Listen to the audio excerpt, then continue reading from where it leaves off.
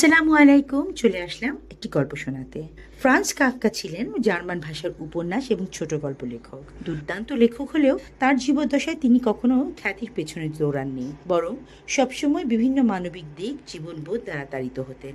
একবার কাফকা পার্কে হাঁটতে যান, দেখেন দূরে ছোট্ট একটি মেয়ে খুব কাঁদছে।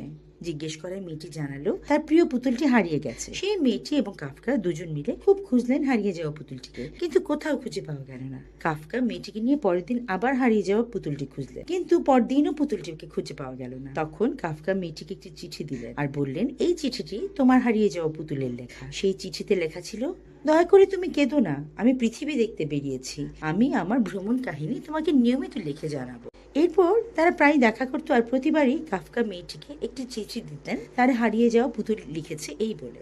তাতে লেখা থাকতো পুতুলের বিশ্ব ভ্রমণের রোমাঞ্চকর সব গল্প।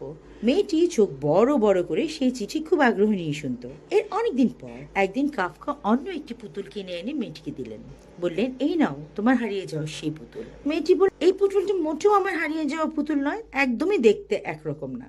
কাফকা তখন মেয়েটিকে আরো একটি চিঠি দিলেন, যেটিতে তার প্রিয় পুতুলটি তাকে লিখেছে, ভ্রমণ করতে করতে আমি অনেকটাই পাল্টে গেছি। ছোট মেয়েটি তখন নতুন পুতুলটিকে বুকের সাথে জড়িয়ে ধরল। এর 1 বছর বাদে কাফকা মারা যান। বহু বছর বাদে সেই ছোট্ট মেয়েটি যখন অনেক বড় হয়ে গেছে, তখন সে পুতুলটির ভিতর একটি ছোট চিঠি পায়। কাফকার সই করা সেই ছোট্ট চিঠিতে লেখা ছিল, তুমি যেই সবকিছুই ভালোবাসো তা হয়তো তোমার কাছে চিরদিন থাকবে না, একসময় তা হারিয়ে যাবে, কিন্তু দিন শেষে ভালোবাসা ফেরত আসবেই, হয়তো অন্য কোনো রূপে। মেয়েটি তখন এক এক করে বুঝতে পারে পুরো ঘটনাটি। কাফকার প্রতি কৃতজ্ঞতা আর ভালোবাসায় তার চোখ থেকে গড়িয়ে পড়ে দুফোঁটা অশ্রু।